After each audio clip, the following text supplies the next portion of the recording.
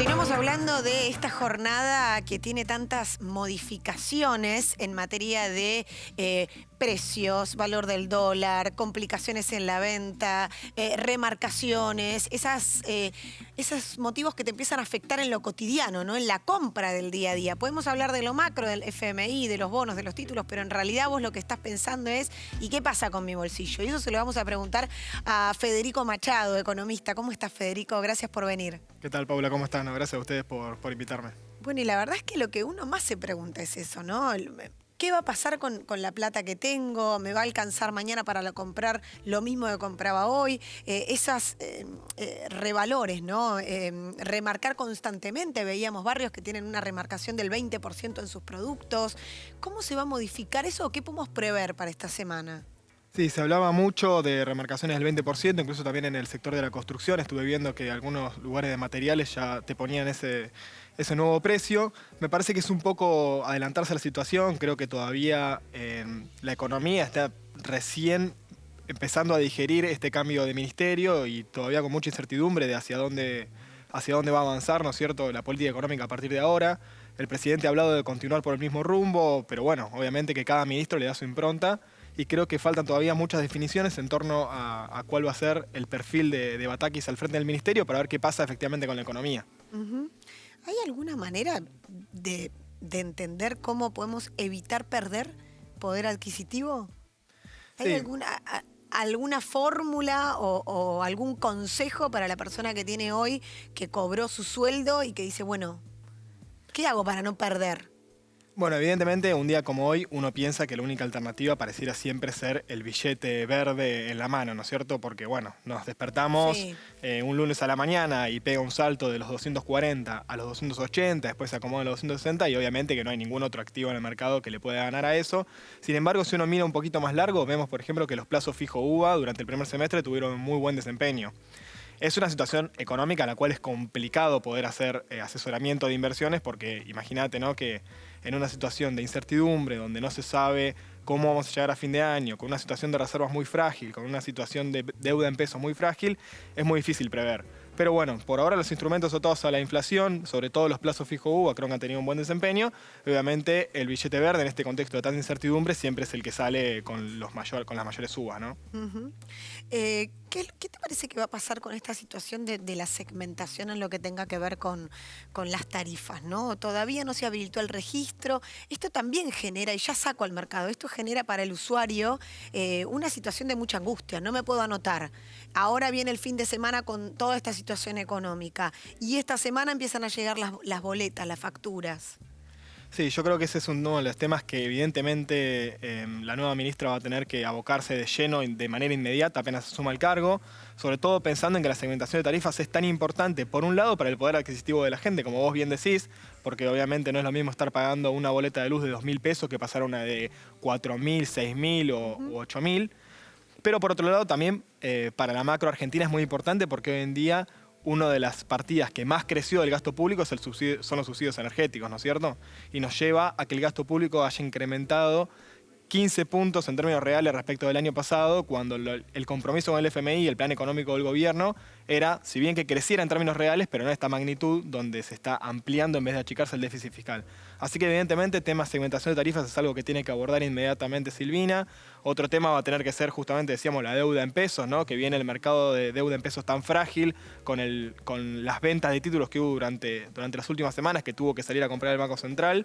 Y obviamente la situación de las reservas, como vimos el cepo a las importaciones, ¿no?, que se reforzó en la semana pasada. Y bueno, ¿qué va a pasar con eso? Y hoy a las compras, ¿no? Hoy el cepo a las compras de puerta a puerta también. Me pregunto, en esta negociación con el Fondo Monetario se había establecido que no haya un aumento por demás de lo que ya está establecido, por ejemplo, para jubilados, que no haya tampoco bonos extras, ¿no?, que complementen eso. ¿Qué pasa con el sector económicamente más vulnerable? Por ejemplo, jubilados que cobran la mínima o aquellos que cobran el salario mínimo vital y móvil, que hoy no logran ni siquiera estar por encima de la línea de pobreza. ¿Crees que, aunque el fondo te marque que no, hay que dar igualmente una ayuda económica Bueno, ahí hay dos posibles caminos, ¿no? Por un lado está decir, vamos a reforzar con ingresos del Estado todo lo que sea necesario, como se hizo en el primer semestre, que se llevó adelante un refuerzo. Si crece la inflación, vamos a implementar un nuevo IFE o vamos a darle un bono extra a los jubilados y demás. U otra estrategia, obviamente, que puede ser complementaria, pero que es distinta, es intentar reducir con mucha mayor fuerza la inflación. Desde nuestro observatorio del OPEN, nosotros pensamos que hoy en día es primordial reducir la inflación, porque en esta carrera donde uno incrementa ingresos, pero luego se incrementan los precios, evidentemente el sector concentrado de la economía, ¿no? Los sectores oligopólicos están tan fuertes que rápidamente ese dinero que uno vuelca al consumo se traslada a precios. Por ende, no está pudiendo ganar la carrera tanto los sectores informales como los jubilados, como todos los sectores de ingresos fijos.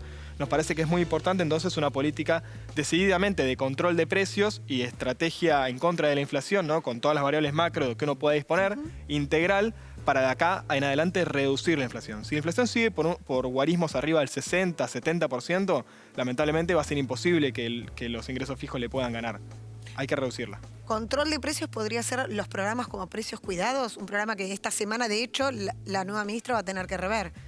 Bueno, evidentemente es una herramienta importante. Me parece que eso hay que complementarlo con un control mucho más fuerte en la calle, ¿no es cierto? Con inspectores que puedan ir controlando esos precios, apuntar hacia determinadas empresas que uno sabe y han confesado que remarcan precios todos los días. Y a su vez, obviamente, una estrategia de reducir la inflación mediante un control más estricto de la base monetaria ampliada, ¿no? De la emisión monetaria, que evidentemente también tiene que ver, y con el fortalecimiento de las reservas. Nosotros sabemos que en la medida en que el Banco Central tiene menos reservas, hay mucho más espacio para la especulación. En la medida en que el Banco Central está más fuerte con más reservas, la especulación tiene menos espacio para moverse. Así que yo creo que con esos tres ejes, de manera integral, como te digo, ¿no? Con un programa económico, con metas que sean clarificadas, cosa que hasta ahora no ha aparecido claramente por parte del equipo económico, deberían poder reducir la inflación de acá adelante y ahí sí mejoraría el salario real.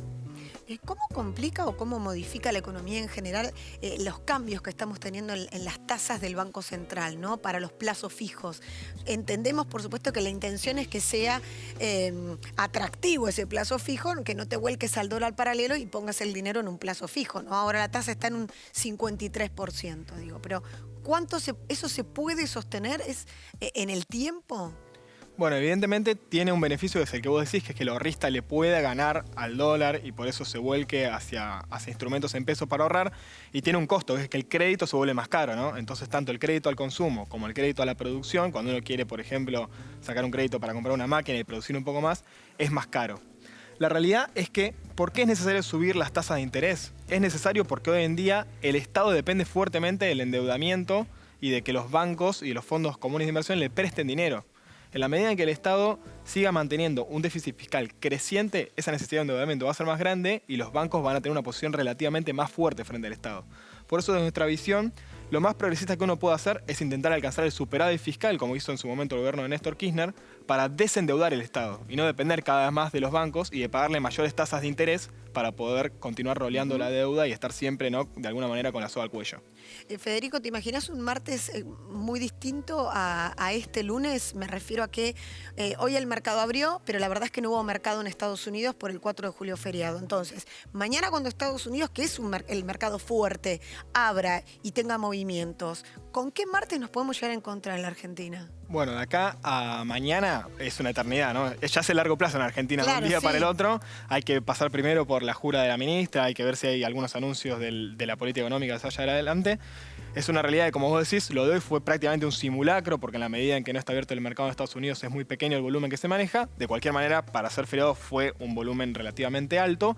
También hay que decir que la mañana arrancó un poco peor, digamos, de lo que viene siendo la tarde, ¿no? El dólar blue más alto, después se acomodó un poquito más, unos pesos más abajo. Hubo un cambio importante, de 2.80 a 2.60. De 2.80 a 2.60, los bonos habían arrancado con caídas del 8-9% y ahora están alrededor del 5-6% abajo, es decir, se moderó un poco, ¿no?, la expectativa del mercado. Yo creo que hay una visión de Batakis que es de alguna manera exagerada, decir que ella es una economista que pone Cristina, que va a venir a poner más cepo y demás. No creo que exprese lo que es Silvina Batakis, que es una profesional muy idónea, extremadamente idónea para este cargo, que tiene experiencia en provincia, que conoce muy bien todo lo que es el manejo de la economía, del presupuesto, de la hacienda.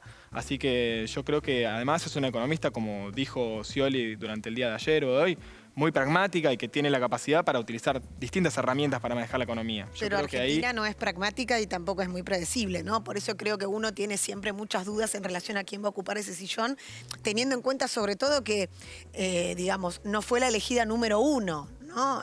¿Quién quiere agarrar este puesto tan complejo? Me parece que de ahí también vienen muchas dudas. Yo creo que sí, también me parece que en este momento, considerando las condiciones de la coalición política gobernante, es más importante que la persona que esté tenga un consenso del total de la coalición. Claro, sin dudas, un consenso político. A que tenga un consenso del mercado. Me parece más importante que tenga consenso de la coalición a que tenga consenso del mercado. Evidentemente, Batakis el consenso del mercado por ahora no lo tiene, pero tiene el consenso de la coalición, lo cual le da mayor espalda para poder llevar adelante una política económica consistente. Si logra llevarla adelante, el consenso del mercado se ganará con el tiempo. ¿No crees que sea una persona que viene a poner más restricciones en el mercado?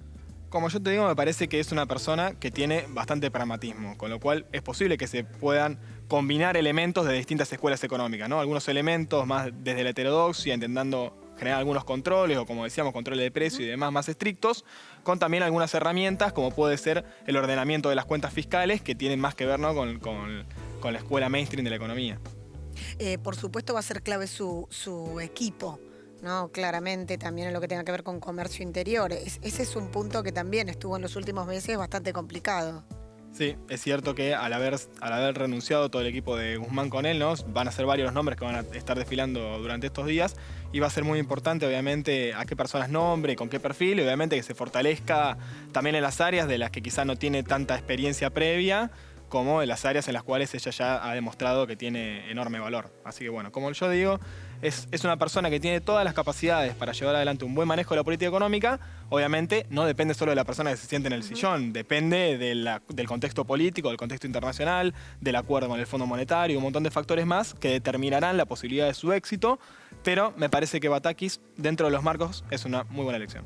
Federico Machado, muchísimas gracias por tu mirada. Bueno, gracias a ustedes. El análisis económico que por estos días viene complicado. Bueno, seguimos porque